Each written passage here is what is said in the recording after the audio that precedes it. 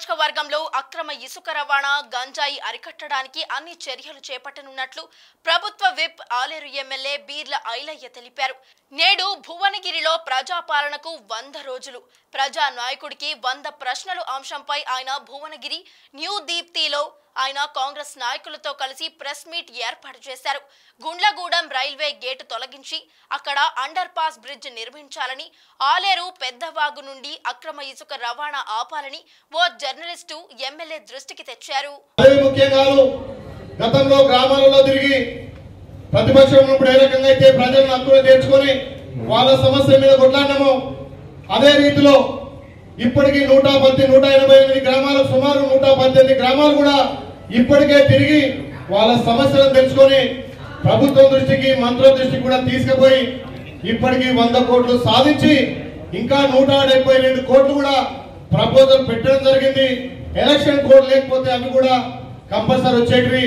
ఈ election code తర్వాత వాటిని కూడా సాధిస్తామని చెప్పి మీ ముందు ఉంచడం జరుగుతుంది. అదే కాకుండా గతంలో 10 సంవత్సరాల నుంచి ఈ ఆలయ ప్రాంతం వెనుకబడ్డ ప్రాంతం, పాలకులు విస్మరించారు.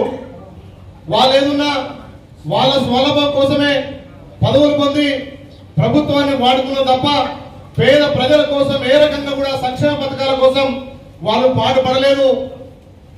తెలంగాణ వచ్చిన తర్వాత మా బతుకులు మారుతాయి, తెలంగాణలో మొదటి తిరుపతిగా ఉన్నటువంటి యాదగిరిగుట్ట అభివృద్ధి అయితే ఈ ప్రాంతంలో ఎంతో మందికి ఉపాధి సంక్షేమాలు దొరుకుతాయనుకుంటే ఉన్న ఉపాధి కోల్పోయినటువంటి ప్రాంతంగా ఆలేరు మిగిలిపోయింది. కాబట్టి దానికి మీ సహాయ సహకారంతో ఇక్కడ ఉపాధితో పాటు సాగునీరు, తాగునీరు, అదేవిధంగా ప్రతి గ్రామంలో సీసీ రోడ్లు, డ్రైనేజీ, కాల్వట్లు, చెక్ డ్యాంలు, అదేవిధంగా గతంలో పెండింగ్ ఉన్న పనులను కూడా ఒక్కొక్కటిగా సాధించుకొస్తున్నాం.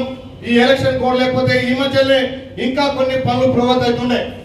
ముఖ్యంగా ఈ ప్రాంతంలో మా బొమ్మరామల మండలం హెచ్ఎండిఏ కిందకి వస్తుంది. దాని గత ప్రభుత్వం ఉన్న వాళ్ళు నిధులు మర్చిపోయారు. ఇక్కడి నుంచి హెచ్ఎండిఏకి క్రషర్లు కానీ అక్కడ ఉన్నటువంటి వసతులతోటి సుమారు నెలకు 1 లక్ష పైన మనం గవర్నమెంట్ ట్యాక్స్ కడుతున్నాం.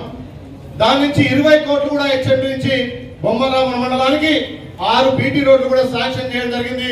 అది మొదటి విడతగా బొమ్మరామల 20 కోట్లు శాంక్షన్ చేయించినాం.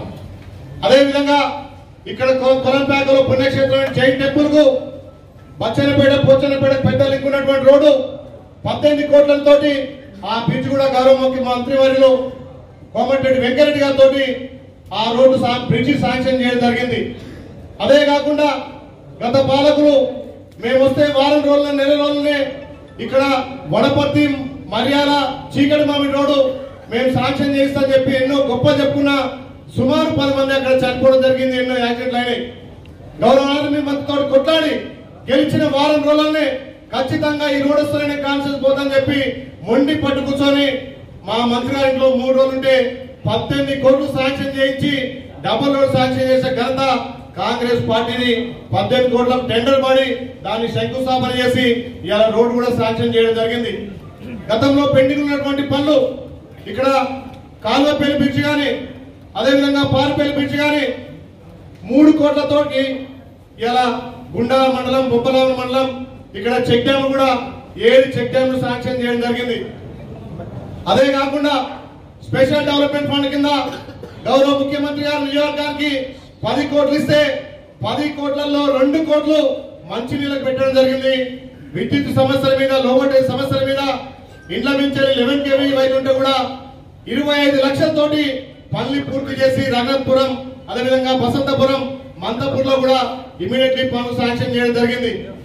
అదే కాకుండా ఇక్కడ సిఎండి నిధుల నుంచి కూడా 3 కోట్ల నిధులు తెచ్చి ప్రతి గ్రామంలో అంగన్వాడీ ఉండాలి, ప్రతి గ్రామంలో స్కూల్ డెవలప్ కావాలని చెప్పి ఆ డిఎంఎఫ్ నిధులు కూడా 2.5 నుంచి 3 కోట్లు శాంక్షన్ చేయడం జరిగింది.